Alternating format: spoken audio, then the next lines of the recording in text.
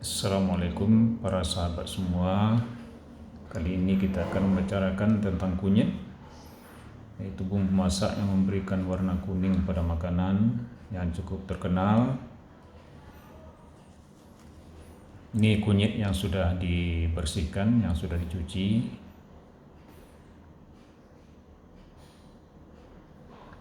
Ini kunyit bubuk yang berasal dari kunyit yang sudah dikeringkan.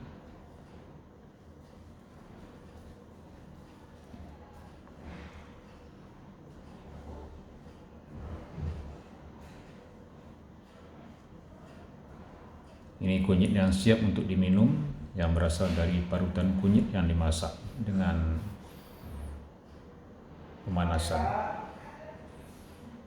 Uniknya, kurkumin pada kunyit itu tidak rusak dengan pemanasan. Pada sebuah artikel headline ditampilkan 10 manfaat kunyit yang sudah terbukti secara klinis, diterbitkan pada bulan Mei tahun 2021. Kunyit itu komponen aktifnya adalah kurkumin. Kalau kita bicara mengenai kurkumin, sekaligus juga bicara mengenai kunyit, ya, begitu juga sebaliknya. Kurkumin ini penyerapannya di dalam usus sangat susah, ya, sedikit sekali yang diserap di usus. Oleh karena itu, minum kunyit harus ditambahkan dengan lada hitam yang berguna untuk peningkatan penyerapan daripada kurkumin.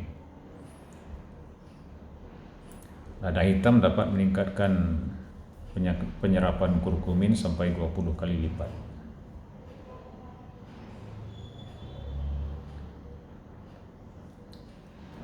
Manfaat kunyit berikutnya adalah sebagai antiinflamasi yang kuat. Oleh karena itu dia bermanfaat untuk penyakit-penyakit yang kronis seperti penyakit jantung, penyakit kanker, penyakit metabolik, penyakit Alzheimer, ya.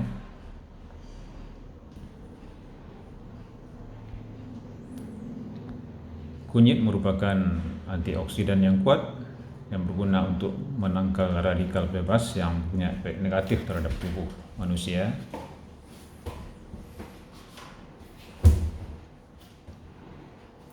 Kunyit juga menghasilkan brain derived neurotrophic factor atau BDNF yang ini berfungsi berperan dalam proses Alzheimer dan depresi, di mana pada Alzheimer dan depresi BDNF ini menurun, kurkumin meningkatkan BDNF ini. Kurkumin juga meningkatkan memori dan meningkatkan perhatian. Kurkumin dapat menurunkan risiko penyakit jantung, yaitu dengan memperbaiki endotelial, dinding dalam pembuluh darah pada jantung. Pada beberapa penelitian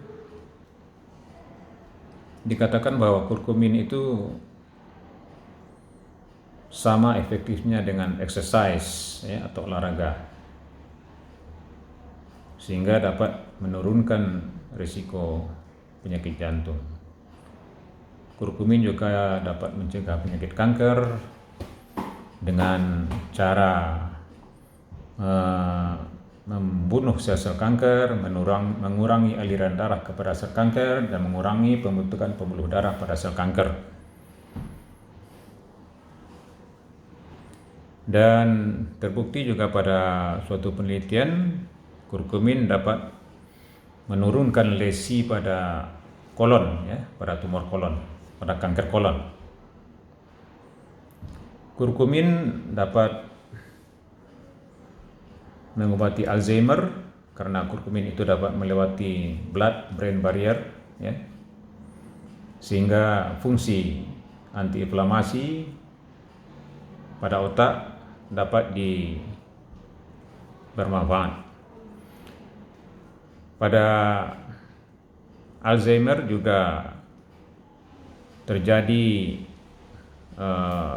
plak ya pada otak yang dapat dibersihkan oleh kurkumin.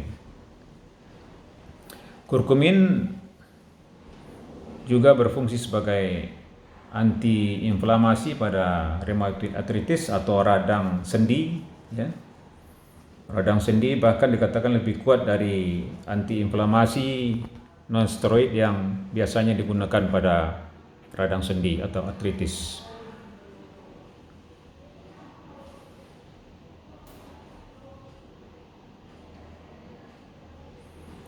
Kurkumin atau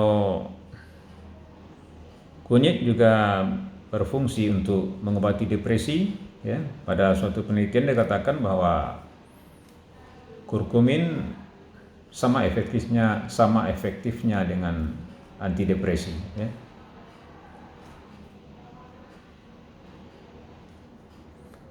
Kurkumin meningkatkan BDNF pada otak.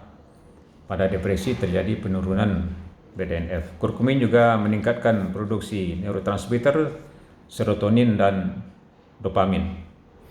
Kurkumin memperlambat proses penuaan karena dapat mencegah penyakit-penyakit kronik, penyakit degeneratif seperti kanker, jantung, Alzheimer dan lain-lain.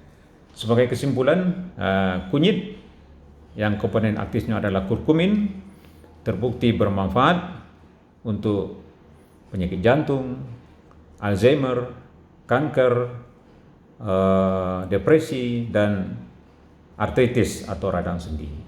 Demikian, semoga bermanfaat. Selamat menikmati minuman kunyit.